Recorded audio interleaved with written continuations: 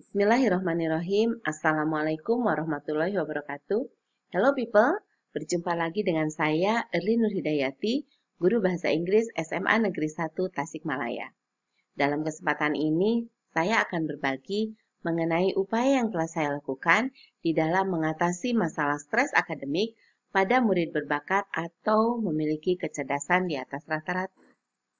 Bagaimana kita ketahui bahwa murid SMA merupakan murid yang sudah mulai memasuki masa remaja.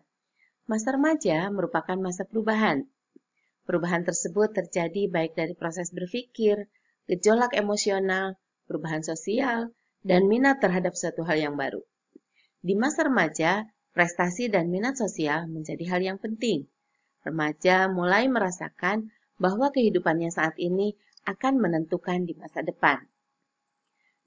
Proses mendampingi murid-murid yang beranjak remaja ini, saya menemukan beberapa murid di kelas unggulan di SMA Negeri 1 Tasikmalaya mengalami stres akademik atau academic stressor. Saya mencoba mengidentifikasi akar permasalahan.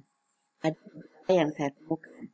Yang pertama, kesulitan konsentrasi. Beberapa murid mengalami kecemasan berlebihan sehingga tidak bisa atau sulit untuk berkonsentrasi pada saat belajar. Kemudian yang kedua, mudah sakit.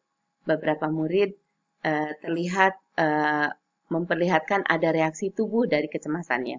Jadi kecemasan yang mereka alami menimbulkan reaksi pada tubuh mereka sehingga mereka gampang sakit.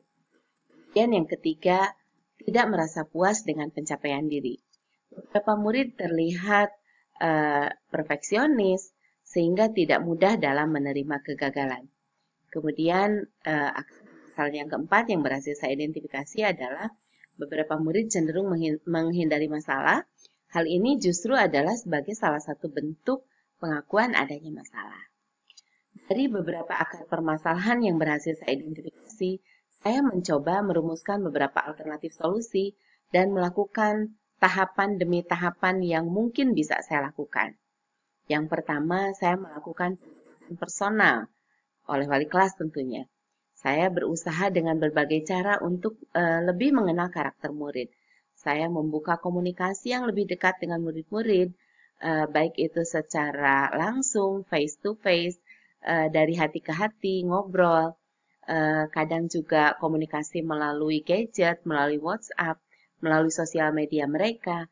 Saya berupaya untuk bisa mengenal mereka menjadi jauh lebih dekat agar bisa mengenal karakter mereka. Kemudian yang kedua, saya pun membangun komunikasi intensif dengan orang tua.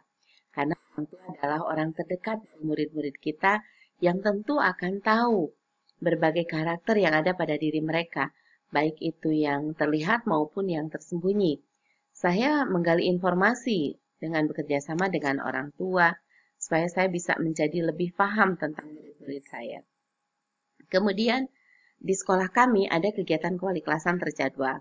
Setiap 1 pekan 1 kali, kegiatan kewaliklasan, dan pada kegiatan tersebut saya lebih fokus pada materi penguatan konsep diri.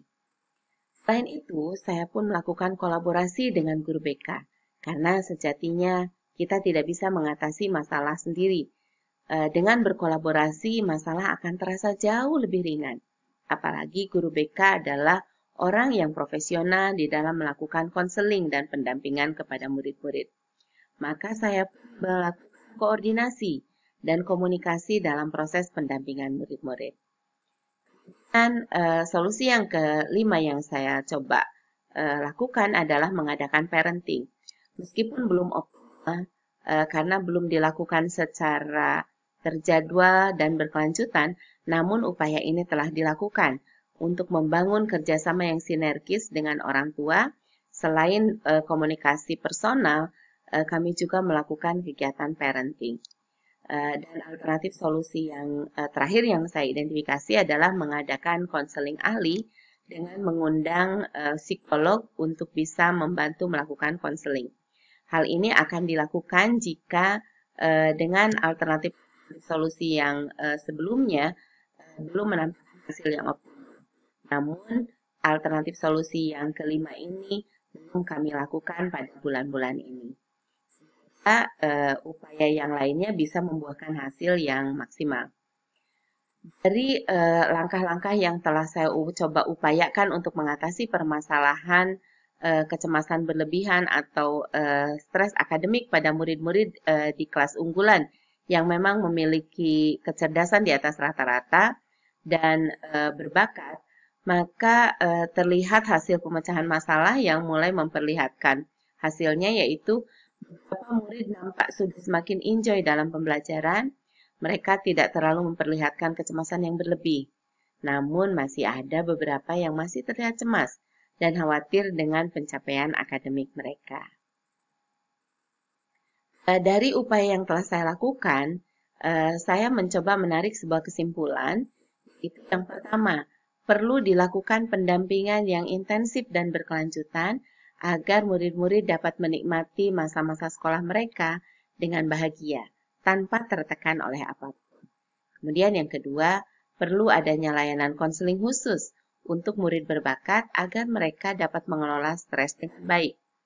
Dan yang ketiga, perlu adanya kerjasama yang sinergis dari berbagai pihak untuk mendampingi murid-murid berbakat atau memiliki kecerdasan di atas rata-rata. Dalam upaya mengatasi masalah ini, saya tentu melakukan kajian literatur. Beberapa yang saya baca dan salah satunya adalah jurnal yang menjadi sumber rujukan solusi, karya Ami Nurul Azmi, kemudian Ahmad Juntika Nur Ihsan, Eka Sakti Yuda, berjudul Deskripsi Gejala Stres Akademik dan Kecenderungan Pilihan Strategi Coping Siswa Berbakat. Jurnal ini dimuat pada Indonesian Journal of Educational Counseling. Linknya saya cantumkan di sini. Setelah saya membaca jurnal tersebut, saya menemukan bahwa menurut Carver dalam Misra dan McCain tahun 2000 menjelaskan bahwa stres akademik atau academic stressor bersumber dari proses belajar mengajar yang mempengaruhi proses berpikir, fisik, emosi, dan perilaku yang ditimbulkan. Kondisi ini terjadi karena adanya beberapa hal yang timbul, khususnya pada siswa berbakat. Harga diri yang rendah, perfeksionis, kepekaan yang berlebihan atau supersensitivity, kurangnya keterampilan sosial, dukungan sosial yang rendah, isolasi sosial, harapan yang tidak realistis, dan tidak tersedianya pelayanan pendidikan yang sesuai. Hal ini menurut Munandar tahun 2002. Rekan-rekan sekalian, para guru hebat, saya mengutip, tujuan pendidikan adalah menuntun segala kodrat yang ada pada murid untuk mencapai keselamatan dan kebahagiaan yang setinggi-tingginya, baik sebagai manusia maupun anggota masyarakat. Ini adalah salah satu pemikiran hebat dari Guru Pendidikan Indonesia, Ki Hajar Dewantara. Semoga kita semua bisa menuntun murid-murid kita menuju keselamatan dan kebahagiaan yang setinggi-tingginya. Demikian yang dapat saya sampaikan, semoga memberi manfaat dan pencerahan untuk kita semua, serta memberi kebahagiaan kepada murid-murid kita. Salam bahagia, terima kasih. Wassalamualaikum warahmatullahi wabarakatuh.